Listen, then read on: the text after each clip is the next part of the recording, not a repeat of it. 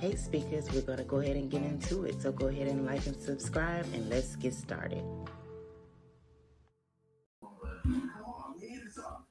Hey, speakers, how's everyone doing this morning? Hopefully, everyone is having a wonderful morning thus far. And if I forgot to say in my last video, which if you have not checked out, which was my Love and Marriage Huntsville recap that I dropped this morning at 8:30, please go back and watch that. But I also forgot to say happy Juneteenth to everyone. Happy Juneteenth.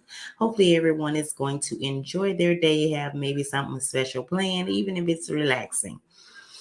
But okay, y'all. So we are here to go ahead and do the recap and review of Bell Collective, which is named Sunjai Also Rise.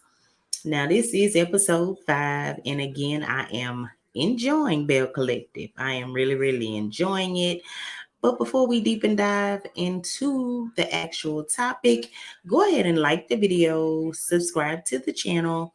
If you have not already, become a part of the family, as well as go ahead and hit those notification bells.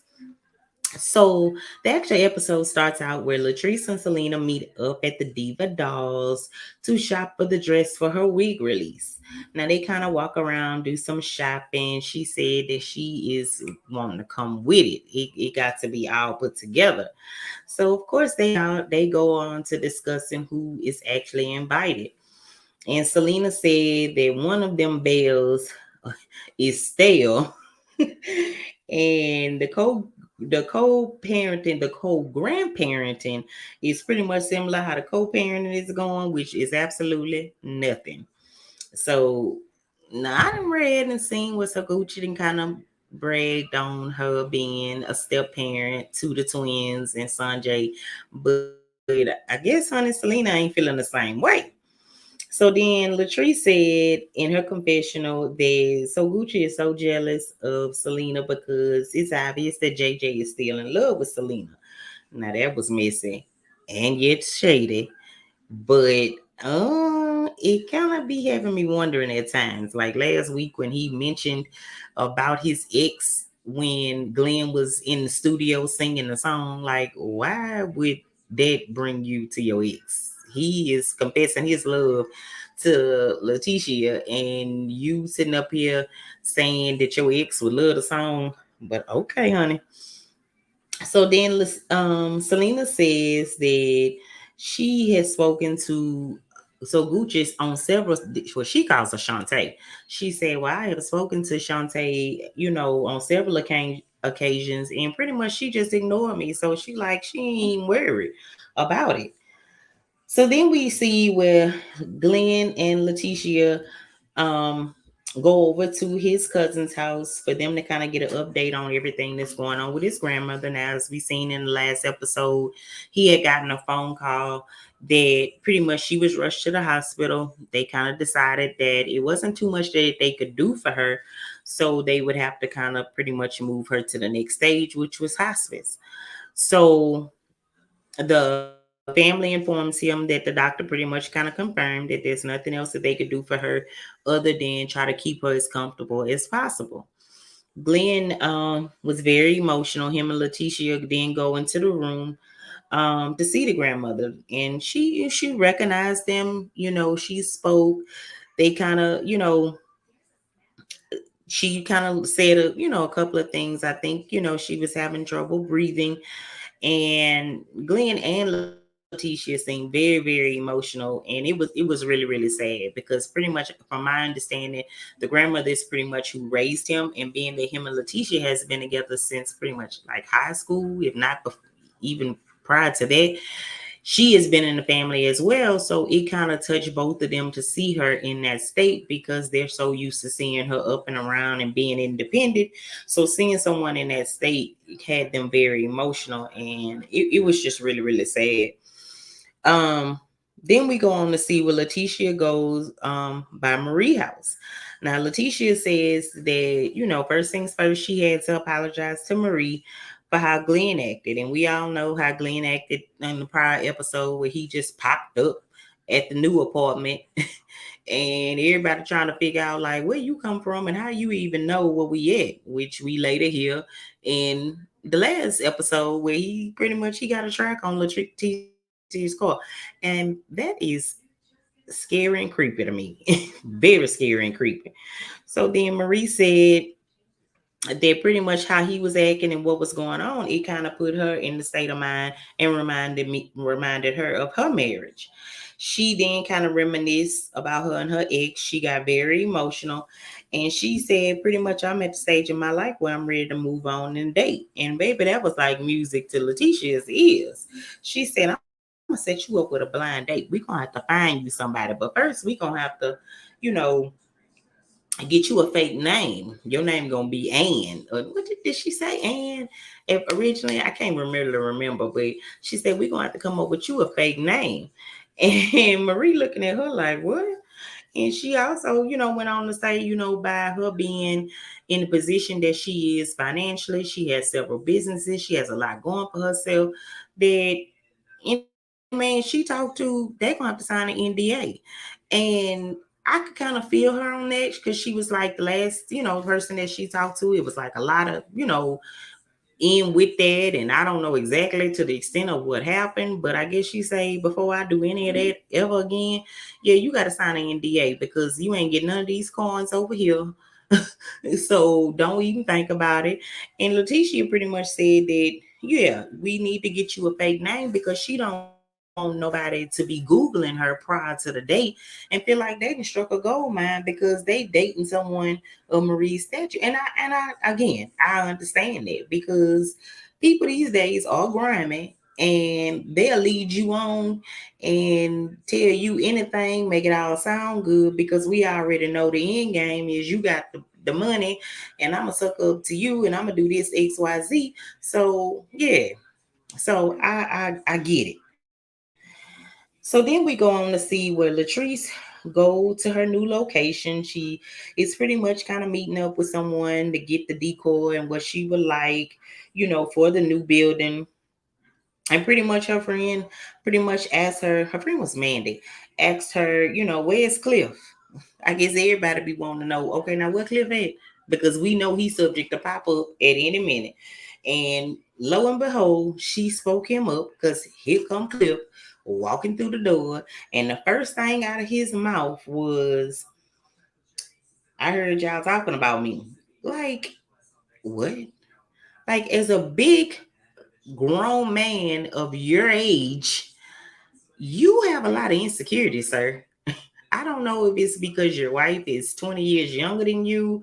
I don't know what it is, but to be this want to be so much of in control macho man, you have a lot of insecurities because not hey ladies, how y'all doing? Nice to see you. No, none of that is I heard y'all was talking about me. But okay. I don't see how she deal with it. I really don't. It creeps me out every time he even come up on the screen. Cause do you have a track on her? Because it's like you pop up out the middle of nowhere, like Jack in the Box. Like really, like what is going on? So then they kind of, get to talking about everything as far as the shop is concerned. And her friend kind of remind him, well, now remember, this is hers and not yours because he coming up with all his fabulous ideas and what would be a good idea and won't be a good idea, like pretty much trying to take over. This is not yours, sir. She already said it was her money that funded this. So you need to stay in your lane. Like, is you retired? Or what do you do other than follow up behind her and eavesdrop on conversations? But yeah, moving on. We didn't see where Letitia and Glenn meet up, so she could kind of check up on him. They hadn't really seen each other since they went over to the cousin's house, so she wanted to check up on him. And Glenn thanked her for coming with him that night. And pretty much he looking at her and he was like, so what are we doing? And she told him, at this point, I feel like, this is where we are. And she said, I feel like you should do what's best for you. And very well, that might not include me. Well, baby, that push the button for Glenn because automatically he was like, what? He said that he not letting his son grow up without him in the same household. And she was like, you can't tell me, where I can and can't lay my head. And I totally agree. Because if it was that important for you to be assured that your son grow up in the same household with you, then you would have kept your conversations, perhaps your body parts and all of that in that household. So the minute you decided to step out and venture outside the household, you kind of pretty much, neglected that. And you kind of pretty much put that in jeopardy. So this is where we are, sir. So you have to deal with it. And pretty much she let him know, you can't tell me how I'm supposed to heal. And he followed her all outside. She get in the car, and it's just like, I understand she want to be there for him because it is a tough time with everything going on with the grandmother. But somebody like this, you have to keep your distance. You have to kind of love and support them maybe from afar, because they take any little thing that you do as we potentially can be getting back together. So with her coming along with him, to her, she was being there to be supportive because, of course, this lady has been a part of her life for all of these years. So she went for that reason as well, to be supportive, because I'm pretty sure it's her husband. She loved him. But at the same time, this did not say we getting back together. But he took that as they looking like they going in the right direction. And she let him know, nah, don't look at that as that, because that's not what that is. But with people like him, you can't give them no type of false hope, because it takes them back to point A. So then we go on to see where Marie meet up with her blind date, and y'all. So of course they meet up at a bowling alley, which is, cool. And in walk a man with a mouth full of gold. When I say slugged up, just yeah. And I'm thinking to myself, oh my God. I was just waiting for the moment where it would just be like, oh, yeah, my name is Anne. And she made her exit. Like, I gotta go use the bathroom and never return. But instead, she said that in her confession, he's not her type, but pretty much she wound up telling him her real name and told him about the NDA. Like, yeah, this is what it is, and this is the reason why it is. And I'm assuming, I don't know if he made it there for her to have to sign the NDA, or did he? They never go into that. But then they moved on to bowling. They both kind of said they, didn't know how to bowl, which come to find out that was a lie on his part. Now, mind you, his name is Player. So that's flag number 1, 2 and a half. Sir, at your big old age, because you looking up a good age, why your name Player? And even if that is your nickname, what is your real name? Because I didn't set up here and gave you mine. Now, I gave you a fake name originally, but when you got here, I originally gave you my name, and you in turn tell me your name was Player. She should have kept on with the fake name, because Player. And then who wants to get serious with somebody named Player? I'm sorry. No. But then, it do seem like they're, enjoying each other's company, and pretty much, you know, she asks him, so what do you do? He goes on to tell her, he laid back, he's a gamer. And she was like, oh, you got a PlayStation? And he was like, yeah. And he'd almost like he had kind of got like excited. Like she was like, he was expecting to say, oh, I play too. Now, sir, that is a turn off at your big old age. Now, it ain't nothing wrong with a man playing a little PlayStation, but when you come off and this is what you highlight as, it leaves me, and it almost had put me in the mind as you somebody that sit at home all day and play PlayStation. So, nah, I'm good. So then, she go ahead and, again, like I said, they having a fun. He lets her know that he would have never thought that she had a grandchildren, because she looked like she could be 26. Now, Marie does look good for her age, but 26, sir, you stretching it. But anywho, they end their date, they go their separate ways, and I'm pretty sure Marie will never see nor hear from him again because she probably, yeah, didn't even give him the phone number. So then we next see where Latrice is at the pre-event where she meet up with the models. They practice the walks and they have the wigs, and pretty much all the wigs are kind of named after the cast members. And um she tells, her stylist, because her stylist did ask, what about Josh? Is he coming? She goes on to say, and tell Josh, tell the stylist about Josh, and she was feeling some type of way because of, what he shared with Akeisha. So she never really did say if Josh was gonna be there or not. So I don't even know. But then everyone starts to arrive. Akeisha says in a very shady confessional, um, and I can't even recall what Akeisha said, but whatever it was, of course, it was Akeisha, and she was being shady as usual. So then we see where So Gucci arrived, and again, she barely even speak to Latrice. Now, to me, that was so rude because I understand y'all have y'all differences, which to me, I feel like this is going way too long because okay, she wind up getting the property with somebody else. Girl, move on. Don't please don't drag this on the whole season. She got it with somebody else. It is what it is. But if you came to her event, the least you can do is give her the proper greeting or just not have came at all. Because I would have felt some type of way. But I guess and Latrice did notice it. But like she say, this is her event. She wasn't about to ruin it dealing with her. So then we see where Selena asks her girls, did your stepmama speak to y'all? And pretty much, I guess they let her know, I guess, whether she spoke or not. Because again, either they didn't give an answer, or I didn't hear the answer. But then we see where Sunjay kind of walks off. Selena then, you know, asks Gucci after Gucci came over to speak to Tambra and Selena was standing there. She was like, so you don't see, nobody else standing here. And so Gucci was like, oh, well, you didn't speak at the baby shower, so I felt it was a problem. And Selena was like, girl, did you see all that I had going on? I was busy. And they kind of like, said this kind of exchange words. So Gucci said, I'm not going to stand here and be talked to extra. And she said something about Selena being jealous. And Selena was like, girl, I was married to JJ before you. So why would I be jealous?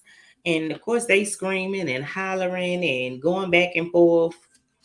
And I'm sitting thinking to myself, both of y'all seem crazy because y'all arguing over JJ. Because at the end of the day, that's the root of the problem. JJ. And we talking about JJ. And I wish I had a picture to put up of him, but we all know what he looked like. And I just don't even see make it make sense for either one of them. But pretty much this episode ends there. And it's gonna pick up next week where it left off. And we're gonna see where I'm not sure if Sunjay actually said something or did something to So Gucci, but I know So Gucci pretty much lets JJ know that she hated to, for Sanjay to witness all of that. And it looked like it got pretty heated. It almost looked like they was ready to go for blows up there. And again, I'm like, okay, yeah, I ain't really just seeing what the flex is, but it's some deep rooted feelings for something. I don't know. Is it a little jealousy maybe that So Gucci might have because she may deep down feel like JJ still care for Selena? I'm not really sure. But I do feel like they trying to wiggle Selena a cast a casting position on the show. And I do believe that she would be a good add to the show because she was, really good in that prior episode that they were on with Bring It. I used to watch that with the Dancing Dolls. So I think she'll be good to the show. It'll add a little, extra to that. Maybe spice up So Gucci and JJ's role. But overall, y'all, that was it for the episode. To me, again, it was a good, not as, the other episodes have been a little better.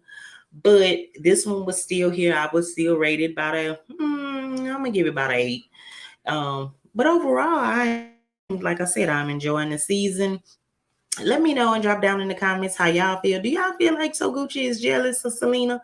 Do you think that Selena will be a good addition to the show? And other than that, and y'all comment, let me know how y'all feel about Cliff. Because am I the only one that feel like, oh, he is creepy?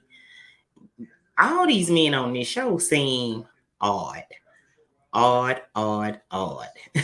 So let me know. And y'all, where is Damon? Did Damon fall off the face of the earth? Because Damon ain't been on this show this season. Is that still a thing? I don't know. But anywho, y'all, if y'all have not liked the video already, go ahead and like the video, subscribe to the channel, and then hit that notification bell so you'll be notified when another video is uploaded. Again, I will be dropping another video either later today or in the morning, because we're going to discuss what Miss Curry has been up to. We've seen that she did a whole photo shoot. So I wonder what that photo shoot was for. We see you, girl. We see you. We watching you. We trying to see what's going on. So be on the lookout for that. That's why I say turn on the notification bell so you'll know whenever I drop that video for y'all. Again, y'all, enjoy the rest of your Juneteenth. Be safe, relax, do whatever makes you feel good. And until next time, bye-bye.